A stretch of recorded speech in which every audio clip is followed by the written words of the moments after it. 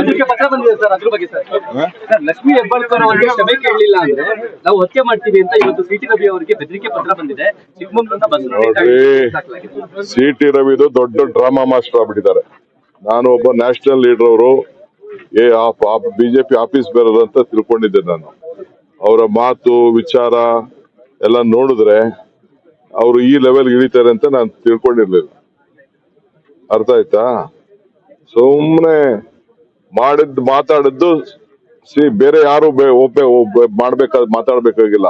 Conscious ಇದೆಯಲ್ಲ, ಆತ್ಮಸಾಕ್ಷಿ. ಅವ್ರ party ಲೀಡರ್ಗಳೇ ನನ್ನ ಹತ್ರ 100 ಜನ ಹೇಳಿದ್ದಾರೆ ಮಾತಾಡಬಾರ್ದಾಯ್ತು. ಅಲ್ಲೇ ನಾನು ಮಾತಾಡಿದ್ ತಪ್ಪಾಗೋಯ್ತು, ಹತ್ತಾಶ್ಚರ್ಯದಿಂದ ಮಾತಾಡಿದೀನಿ, ಕ್ಷಮೆ ಕೇಳಿದೀನಿ ಅಂತ ಹೇಳಿದ್ರೆ ಕ್ಷಮೆ ಕೇಳ್ತೀನಿ ಅಂತ ಅಂದ್ರೆ ಮುಗ್ದೋಯ್ತು.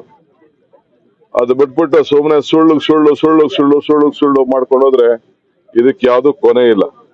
ಅವೆಲ್ಲ ಸುಮ್ನೆ ಸುಳ್ಳು ಎಲ್ಲ ಇದೆಯಲ್ಲ. ಅವ್ರ ಹತ್ರ ಏನೇನು ತನಿಖೆ ತಂಡಗಳಿದೆಯಲ್ಲ, ತನಿಖೆ ತಂಡ ಏನ್ ಬೇಕಾದ್ರೂ ಮಾಡಿಸ್ಕೊಳ್ಳಿ, ಯಾರು ಬೇಡ ಅಂತ ಹೇಳ್ತಾರೆ.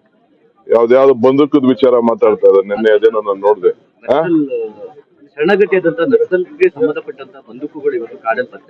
ಅಲ್ಲ ಅದೇನೋ ಮಾತಾಡ್ತಾರಲ್ಲ, ಯಾರು ಚೀಫ್ ಮಿನಿಸ್ಟರ್ ಮನೆಗೆ ತಂದು ಬಂದೂಕ ಇಟ್ಕೊಂಡು ಬಂದು ಶರಣ ಆಯ್ತಾರ?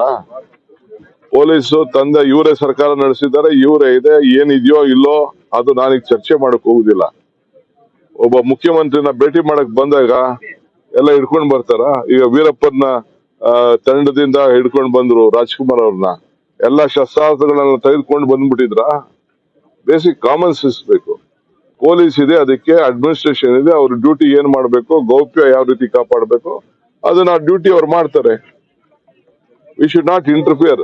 ನಮ್ಗೆ ಸಂತೋಷ ಪಡ್ಬೇಕು, ನಮ್ಮ ಜಿಲ್ಲೆಯಲ್ಲಿ ನಮ್ಮ ರಾಜ್ಯದಲ್ಲಿ ನಕ್ಸಲ್ನ ದೂರ ಮಾಡಿದ್ದಾರೆ, ಸರೆಂಡರ್ ಮಾಡಿಸಿದ್ದಾರೆ, ರಿಕ್ವೆಸ್ಟ್ ಮಾಡಿದ್ದಾರೆ ಅಂತೇಳಿ ಮಾತಾಡ್ಬೇಕು.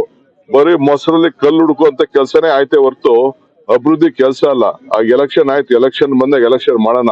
ಈಗ ರಾಜ್ಯ ದೇಶ ಉಳಿಯೋಕೆ ಎಷ್ಟು ಬೇಕೋ ಅಷ್ಟು ಕೆಲಸ ಮಾಡೋಣ.